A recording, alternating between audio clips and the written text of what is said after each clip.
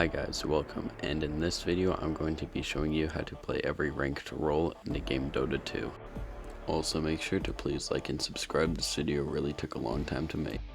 Alright, so the first role I'm going to be going over is hard support. Hard support is a really important role.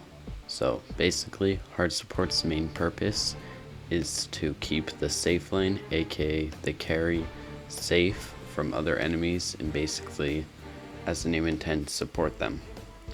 So that can be by pulling lanes, as you see here, so they can get less hits. That can also be by placing wards, as you see I have wards, getting extra regen for them, because support should always have regen to help them. And harassment. Harassment is really important because they might die. So as you see here, you've just basically got to keep the enemies away from there and from killing them. You've got to place down wards, pull lanes, and buy regen for them. That's the most important thing so far for hard support. You just need to keep them alive and let them get farm. As long as they get farm, you can basically win the game. I'll also go over support now. So, normal support, not hard support, has similar things. They basically want to protect the offlane, but they also want to harass the other team's carry or safe lane, because they will be in the lane against the other team's safe lane. So you want to pick a character that can harass.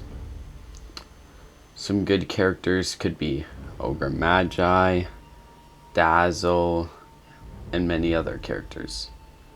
If you ever need to find certain good characters and you're struggling to pick one, you can always look up good supports, hard supports, off lanes, etc.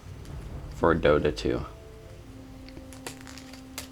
So, supports also have the duty of buying wards early game and late game, just like hard supports, and they basically want to harass the other team's carry and stop them from getting farm as best as they can.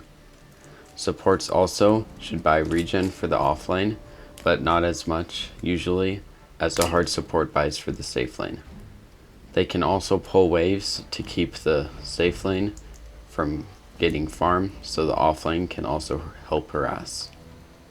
So far, that's all for support and hard support. In a future video, I'll go over more details. Now let's move on to offlane. Okay, so the offlane's main role is to stop this other team's safe lane from getting farm.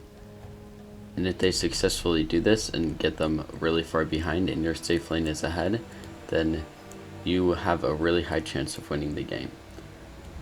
Most offlanes are better as tanks, such as Dragon Knight and Axe. Those are two really good offlanes. You should also make sure the character can harass the safe lane, such as Dragon Knight's Fire Breath and Axe's Battle Hunger dot. But make sure that you don't die during this, because then you will just be giving the safe lane gold. Your support's duty is to basically help you harass and keep you well regened and well farmed. And that's about it for offlane so far. So let's move on to safe lanes.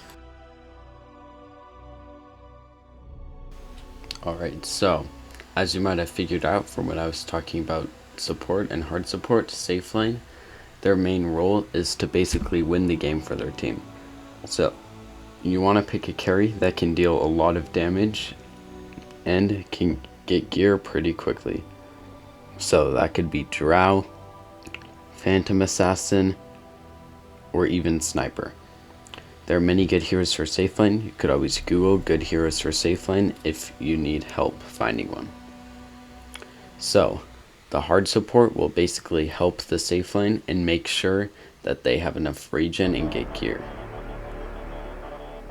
Now, if the safe lane does not get gear and the lane's too hard, or the hard support is not able to help the safe lane survive against the other team, then you may have to move to your team's jungle to farm neutral camps.